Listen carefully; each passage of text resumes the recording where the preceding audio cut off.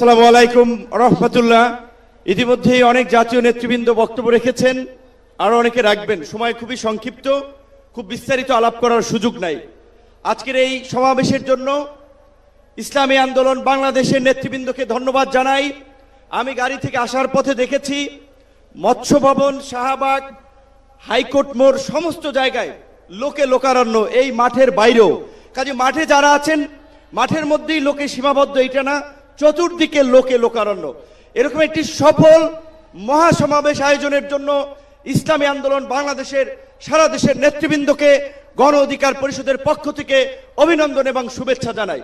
অভিনন্দন এবং শুভেচ্ছা জানাই ইসলামী আন্দোলনের পীর সাহেবকে এবং তার সাথে অন্যান্য সিনিয়র নেতৃবৃন্দকে, যারা আজকের ইসলামী আন্দোলনের এই সমাবেশে বাংলাদেশের প্রায় সকল মত পথের রাজনৈতিক দলের নেতৃবৃন্দকে এই মঞ্চে একত্রিত করেছেন। এবং আজকের এই সমাবেশ অত্যন্ত সময়োপযোগী এবং কার্যকর বিষয়ের উপরে ভিত্তি করে নির্ধারণ করা হয়েছে। আপনারা জানেন, বাংলাদেশের 24-এর গণ অভ্যুত্থান পরবর্তী রাষ্ট্র সংস্কারের যে জন আকাঙ্ক্ষা তৈরি হয়েছে, শাসনতান্ত্রিক ব্যবস্থার পরিবর্তনের যে রাজনৈতিক এবং জন আকাঙ্ক্ষা তৈরি হয়েছে, সেই আনুপাতিক হারে নির্বাচনের দাবিতে আজকে বোধহয় কয়েকটি দল ব্যতীত সব দলই কিন্তু এই মঞ্চে ইতিমধ্যে হাজির হয়ে এই সংখ্যানুপাতিক নির্বাচনের পক্ষে তাদের দলীয় সমর্থন ব্যক্ত করেছে। আমরা পরিষ্কারভাবেই সংস্কার কমিশনকে বলতে চাই, সমাবেশ শুধু একটা দলের দেখেছেন, সবেমাত্র শুরু হয়েছে। ইসলামী আন্দোলন আজকে করেছে, 19 তারিখ জামাত করবে, তারপরে গণ অধিকার পরিষদ করবে। রাষ্ট্র সংস্কার এবং জন আকাঙ্ক্ষার বাস্তবায়নে সমস্ত রাজনৈতিক দলগুলো জনসমাবেশের মাধ্যমে এই সরকারকে তাদের সমর্থন দেখিয়ে দেবে।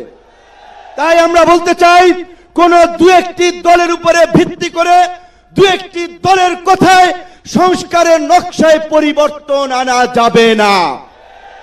আমি সংস্কার কমিশনে বলেছিলাম, দেশ স্বাধীনের পরে ডক্টর কামাল হোসেনরা বলেছিল, আমাদের নেতা শেখ মুজিব, আমরা তো তাকে দেখে সংবিধান নির্মাণ করেছিলাম, রচনা করেছিলাম, তাকে এম্পাওয়ার করার জন্য। আজকে সংস্কার কমিশনকে বারবার আমরা বলতে চাই, দু একটি দলকে প্রাধান্য দিয়ে বেশিরভাগ জনগণের আকাঙ্ক্ষার বিপরীতে গিয়ে কোন সিদ্ধান্ত বাস্তবায়নের দুঃসাহস দেখাবেন না। আনুপাতিক হারে নির্বাচন হলে সমস্যাটা কি? কোনো সমস্যা নাই। প্রধানমন্ত্রীর মেয়াদ 10 বছরের বেশি না থাকলে সমস্যা কি? আমরা অত্যন্ত যৌক্তিকভাবে এই কথাগুলো দফায় দফায় আলোচনায় তুলে ধরছি, কিন্তু এটা পরিষ্কার, সংবিধান এই সংস্কার জাতীয় ঐক্যমত্য কমিশন কেন জানি দু একটি দলের প্রতি পক্ষপাতমূলক আচরণ করছে। এই পিয়ার পদ্ধতি তাদের এজেন্ডাই বাদ দিয়ে তারা ঘুরাই দিল। পিয়ার থেকে উচ্চকক্ষ নিম্নকক্ষ চলে গেল।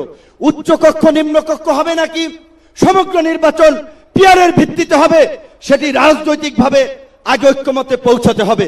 একই সাথে আমি আরো একটি কথা বলতে চাই, যারা পীর সাহেব সহ জামাতের নেতৃবৃন্দ তারাও বলছে, আমরাও বলছি, আজকে সারা বাংলাদেশের উপজেলা, পৌরসভা, সিটি কর্পোরেশনে স্থানীয় জনপ্রতিনিধি নাই।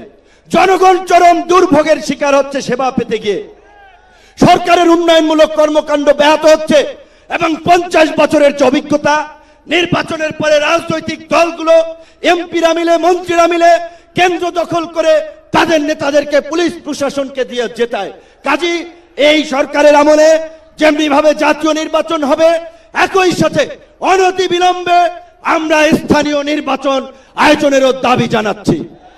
সবাই ভালো থাকবেন। আসসালামু আলাইকুম।